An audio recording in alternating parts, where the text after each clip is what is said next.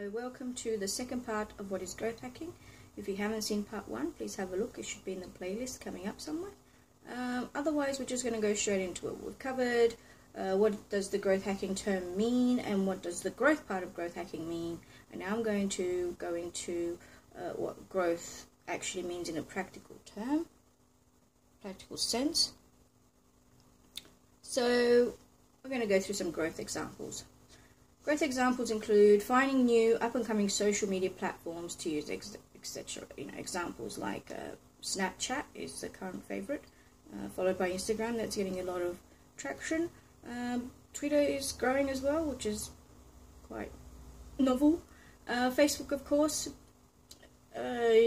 Also finding new and discovering the new features and being able to keep up to date with all the updates, all the changes in algorithms, so that you can use them to your advantage to find ways before other people do, basically, to get your products and services in front of people the fastest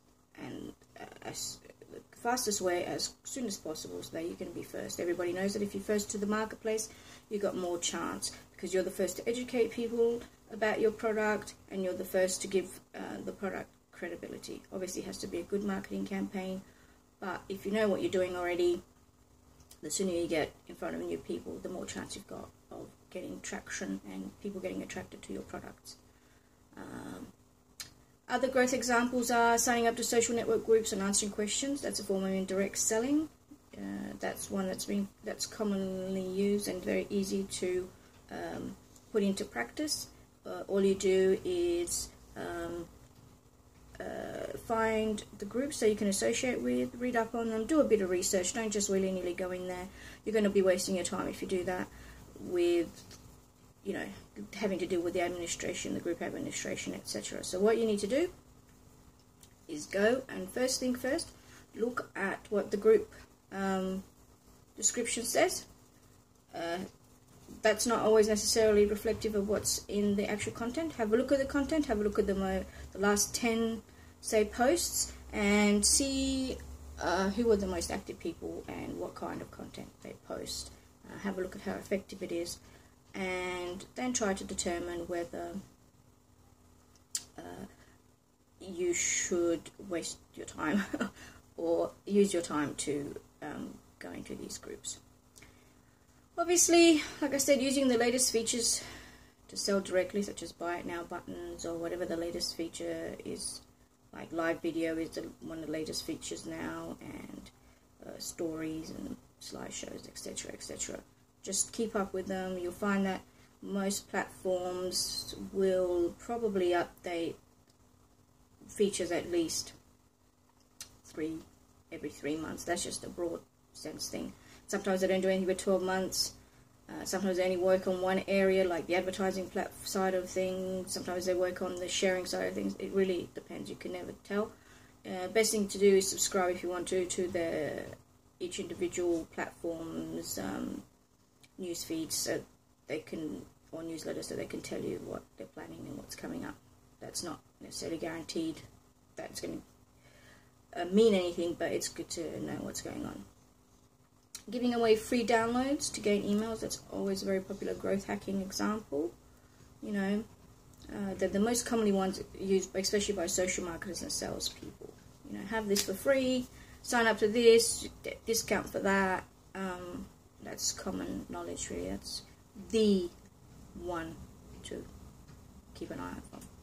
Blogging and vlogging, of course, will give you credibility and it gives you the opportunity to do the kind of inbound marketing that you're after in organic growth, and that is to get people interested in your content, a bit like what I'm doing now.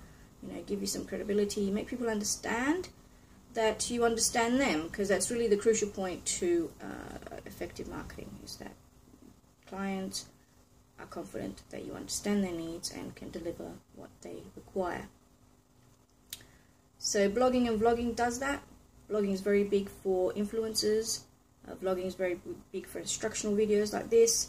So it really depends what, out of all the growth examples, you should really pick the one that mostly aligns with the kind of product you've got. Like, that is just a given. Sending newsletters, surveys, emails, specific to groups of interest, that's also a sort of a growth hacking method, in the sense that it will, if you do it correctly, it will increase exposure to your brand, and it will give you potential leads. It will give you potential leads. That's the whole point. To get, not just to get your brand in front of other people, but to get them to be interested for a longer period of time, because sales is very in itself is very interesting, because people have different needs at different times, and they'll be interested in different ways. So they may not all buy straight away, they may never buy, or they may buy everything all at once and never buy again. It's just, that's a different whole thing to do with sales, and I'll cover that later on in another tutorial. And using scheduling tools, obviously that makes growth easier because it automates everything for you. You know, the content creation tools for targeted content help you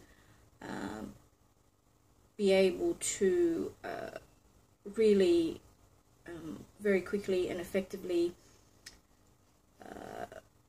create content that people are interested in. One of the most crucial things about content is that it's up to date, or and informative, or that it's entertaining and interesting.